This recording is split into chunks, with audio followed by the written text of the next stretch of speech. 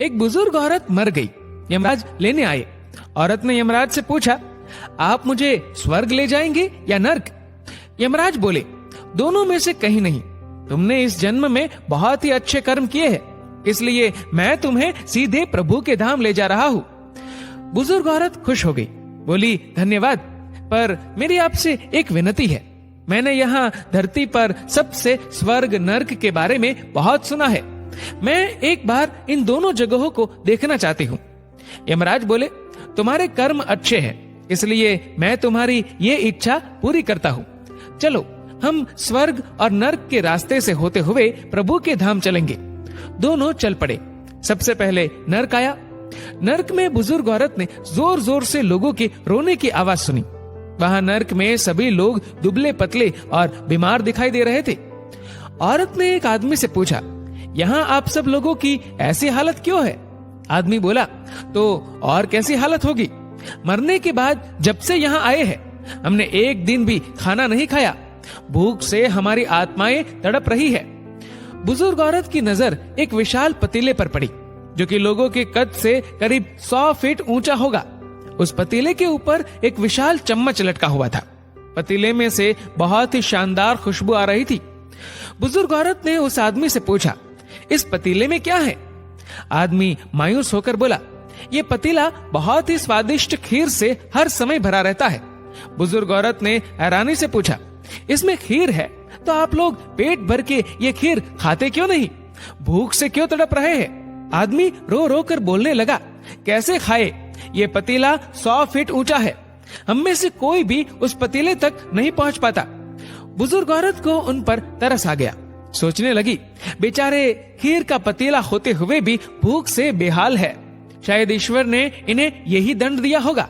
अब यमराज बुजुर्ग औरत से बोले, चलो हमें देर हो रही है। दोनों चल पड़े।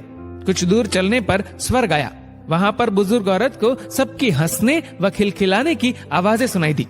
सब लोग बहुत खुश दिखाई दे रहे थे। उनको खुश देखकर बुजुर्ग औरत भी बहुत खुश हो गई। पर वहां स्वर्ग में भी बुजुर्ग औरत की नजर वैसे ही 100 फीट ऊंचे पतीले पर पड़ी जैसा नर्क में था। उसके ऊपर भी वैसा ही चम्मच लटका हुआ था। बुजुर्ग औरत ने वहां लोगों से पूछा, इस पतीले में क्या है?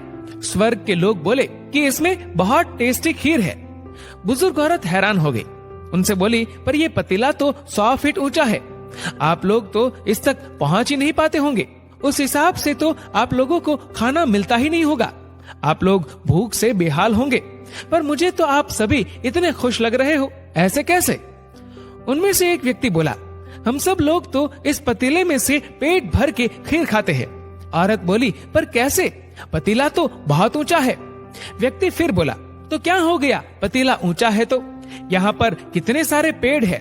हमने इन पेड़ों की लकड़ी ली, उसको काटा और एक विशाल सीढ़ी का निर्माण किया। उस लकड़ी की सीढ़ी के सहारे हम पतीले तक पहुँचते हैं और सब मिलकर खीर का आनंद लेते हैं।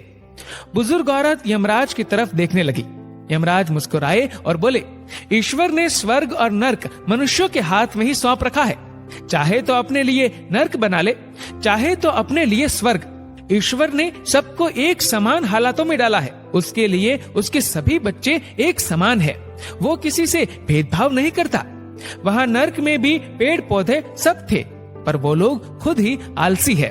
उन्हें खीर हाथ में चाहिए।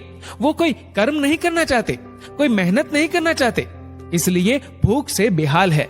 क्योंकि यही तो ईश्वर की बनाई इस दुनिया का नियम है। जो कर्म करेगा, मेहनत करेगा, उसी को मीठा फल खाने को मिलेगा।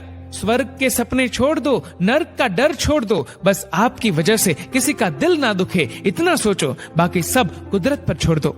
दोस्तों, इस वीडियो को लेकर आपकी क्या राय है, नीचे कमेंट करके जरूर बताएगा। और अगर आपको वीडियो अच्छा लगा हो तो इस वीडियो को लाइक करेगा, शेयर करेगा ज्यादा से ज्यादा लोगों तक। और ऐसे ही और भी इंस्पिरेशनल वीडियोस के लिए सब्सक्राइब करें हमारे यूट्यूब चैनल को।